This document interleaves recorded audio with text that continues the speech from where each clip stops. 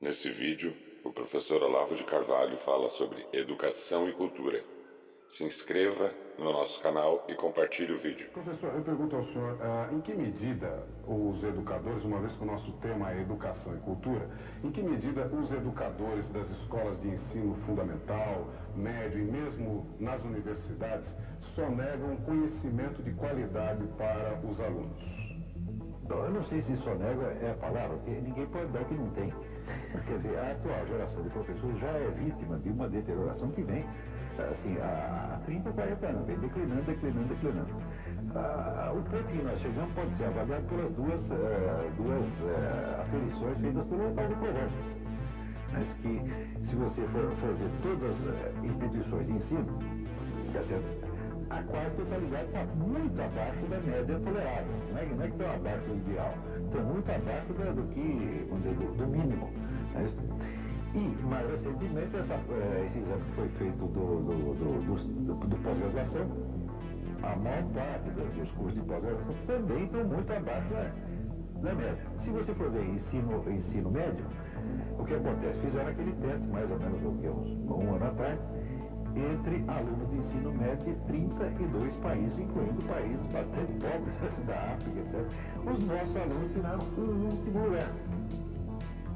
Quer dizer, não é por falta de recursos, o Brasil é um país riquíssimo, e o que inverte a educação aqui é uma monstruosidade. E sempre que se discute a questão da educação, o pessoal logo vai para o lado econômico. Quer dizer, é uma sede de verbas e há uma crença no poder mágico do dinheiro. Quer dizer, como se o dinheiro fizesse produzir escultura.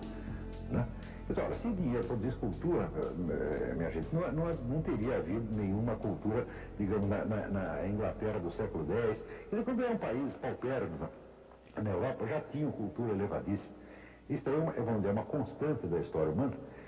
Vamos dizer que os períodos de grande criatividade cultural raramente coincidem com períodos de grande progresso econômico. A gente hoje pode ficar maravilhado com Platão, Aristóteles, essa coisa. Quando houve essa geração de Sócrates, Platão e Aristóteles, Atenas já não era mais aquela de Péricles que mandava em tudo. Não, ao contrário, era totalmente decadente, com inflação, miséria, depois invadida, né? Invadido por Esparta, depois invadido pelos macedônios. Ou seja, o país estava numa situação aflitiva e, não obstante, criou, vamos dizer, esta cultura majestosa. Agora, aqui no Brasil, o brasileiro talvez seja o povo mais dinheirista do mundo. O brasileiro tem vamos dizer, uma crença no poder do dinheiro. Né? Não acredita em Deus, não acredita em dinheiro. Ele acredita que se der dinheiro para ele, né? O resto ele fará tudo por mágica. Então ele acredita que ele primeiro tem que ganhar um dinheirão e depois ele vai estudar, vai se tornar um camarada inteligente. Ou seja, inverte a coisa. Né? Os outros povos sempre procuram ficar inteligente primeiro para resolver os problemas. Aqui não, quer resolver o problema primeiro, ficar inteligente depois. Né? Então, quer dizer que toda a ideia que se tem sobre a educação aqui é uma ideia absolutamente falsa. A educação está muito vinculada a duas coisas. Ou vinculada ao fator econômico, quer dizer, o indivíduo vai estudar não porque ele queira aprender alguma coisa, mas porque ele é obrigado a isso, porque senão o seu acesso ao emprego é bloqueado. Não que a escola vai lhe dar a qualificação para isso, não, mas ela vai lhe tomar a autorização se ele não frequentar. Então a escola não é um benefício, a escola vamos dizer, é a ameaça de um malefício. Então, para não sofrer o malefício, o sujeito vai para a escola. E o outro é o motivo político. Quer dizer, aqui nós temos dois tipos de, sobretudo universidades. Todas as universidades, todas brasileiras dividem-se em dois tipos. Você tem as universidades caça-níqueis e as universidades caça-votos. Quer dizer, as privadas são caça-níqueis, as estatais são caça-votos. Né? E existe uma certa mistura das duas coisas também. Ou seja, a ideia de que a educação seja um valor em si importante para a própria consistência, para a própria formação do indivíduo, essa ideia nunca entrou aqui. Você sempre vai estudar alguma coisa, ele pensa, eu vou estudar para quê? Tá certo? Quer dizer, o estudo tem que entrar por ele como se fosse um tubo digestivo. Entra por um lado e sai pelo outro. Não tem a ideia de que a educação se incorpora. As pessoas não têm muito essa noção de que a educação não foi feita para lhe dar instrumento para alguma coisa, mas para formar você, para você ser alguma coisa. Para você ter uma personalidade, para você ter consciência, para você saber fazer suas escolhas, para você saber quem você é, para você se orientar no mundo, etc, etc. Ou seja, a educação como, vamos dizer, fator de fortalecimento, de desenvolvimento da pessoa humana, nunca existiu. A educação aqui é utilitária. Ou é para uma finalidade profissional, que o sujeito vai fazer aquilo sem acreditar que ele vai aprender a profissão. Mas ele pelo menos vai ter, ele não quer educação, ele quer apenas o diploma. Porque o diploma é a autorização para fazer aquilo que não sabe fazer. Não precisa saber, precisa ter o diploma. Né? E por outro lado tem a ideia da educação como canal de disseminação para a propaganda política. Uma doutrinação ideológica absolutamente imbecil, que hoje tomou conta de praticamente tudo. Então é por isso que a situação é catastrófica. A cultura brasileira, a sociedade brasileira, parece que ela é contra o conhecimento. Ela só quer não quer o conhecimento, ela quer um arremedo de conhecimento que sirva ou para fins econômicos ou para fins políticos. Ora, não é de hoje que o Brasil é assim, sempre foi um pouco. Mas isso foi aumentando, aumentando, aumentando. E agora está vindo a conta. A conta é o fracasso total da nossa educação. A classe dos professores universitários hoje é constituída maciçamente de pessoas ineptas, de analfabetos funcionais, pessoas que não entendem o que lê. E não estou falando de professor primário, eu estou falando de gente da universidade. Quer dizer, ontem eu publiquei na Folha um artigo sobre o Congresso de Filosofia que vai ter na Bahia, né? E fazendo um exame do programa, né?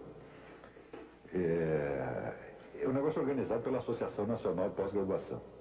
Né? E eu dizendo, olha, esse programa aqui é o mesmo programa que vocês poderiam fazer na década de 60, vocês não aprenderam nada desde então. Os maiores pensadores que apareceram no último meio século continuam totalmente ignorados, vocês continuam com aquela temática dos anos 60. Hoje sai na Folha uma carta do sujeito indignado.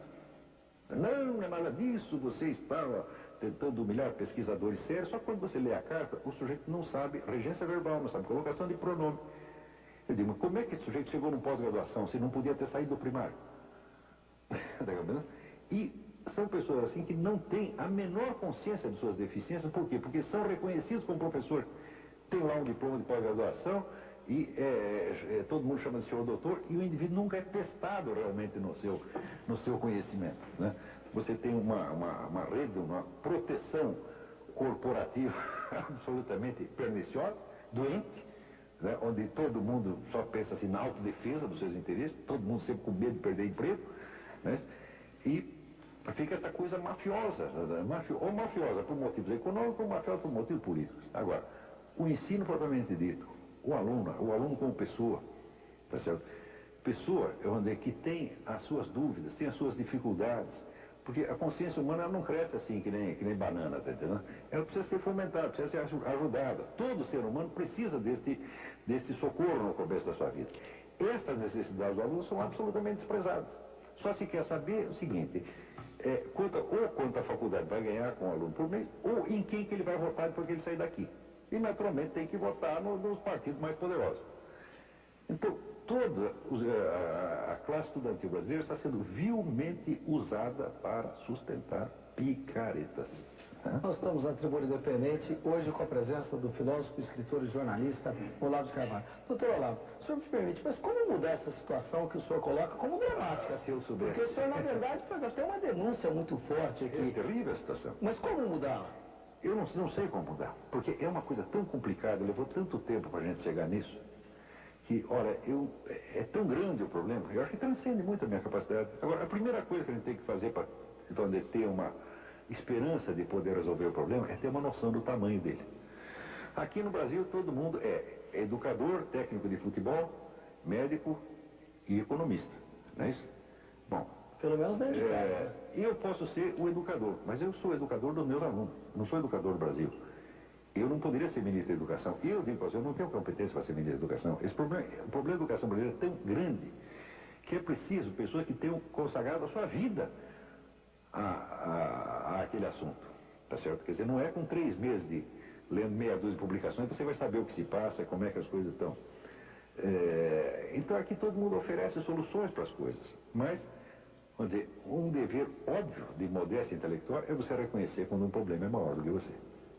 Gostaria, doutor Samuel Isaac. Professor, com o costumeiro brilhantismo, o senhor diagnosticou a posição do ensino no Brasil.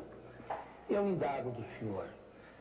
O senhor identificou em alguma época da história, ou mais recentemente, alguma tentativa inteligente, válida e bem intencionada de alterar esse estado de coisas, eu digo alguma reforma, porque a minha geração assistiu a algumas tentativas de mudanças, de reformas, algumas reformas até que se identificaram com os próprios autores.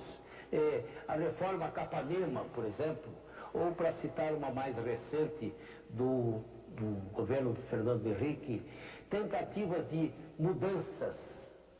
O senhor identifica nelas alguma consequente, alguma que tenha sido feita com honestidade, para dizer objetivamente, e que tiveram algum resultado na sua ótica? Bom, eu não posso julgar toda a história da educação no Brasil, mas houve alguns momentos que me parecem notáveis. No tempo do Getúlio Vargas se fez muita coisa pela educação no Brasil. Tá certo? O homem começou tudo. O senhor mesmo citou aí o Capanema. Né? Mas foi um governo que durou muito. Ficou muito tempo no poder. Então alguma coisa tem que fazer. Agora, pelo menos o Getúlio Vargas ele tinha uma noção de conjunto do Brasil. Isso não quer dizer que eu seja, vamos dizer, um saudosista do Getúlio Vargas ou um adepto. Não, se eu estivesse no tempo do Getúlio Vargas, eu seria o inimigo do Getúlio Vargas, certamente. Mas, depois que passa o tempo, a gente tem que reconhecer os méritos dos mortos, assim como o nosso governo militar. Na época do governo militar, eu era totalmente contra. Hoje, que passou 20 anos, nós podemos fazer o balanço e ver méritos e deméritos, né? Com o Getúlio Vargas é a mesma coisa. Eu acho que ele fez muita coisa pela educação e pela cultura brasileira. Mas, aí é o problema. Quando aparece um governante que ele tem as melhores intenções e tem vontade firme e quer fazer mesmo, ele vai se defrontar com uma espécie de resistência muda, resistência tácita, né? Da resistência passiva da sociedade, que simplesmente não quer melhorar. Eu vou dar um exemplo. Por exemplo, o Getúlio Vargas tentou fazer alguma coisa pela música brasileira e pelo cinema brasileiro, por exemplo.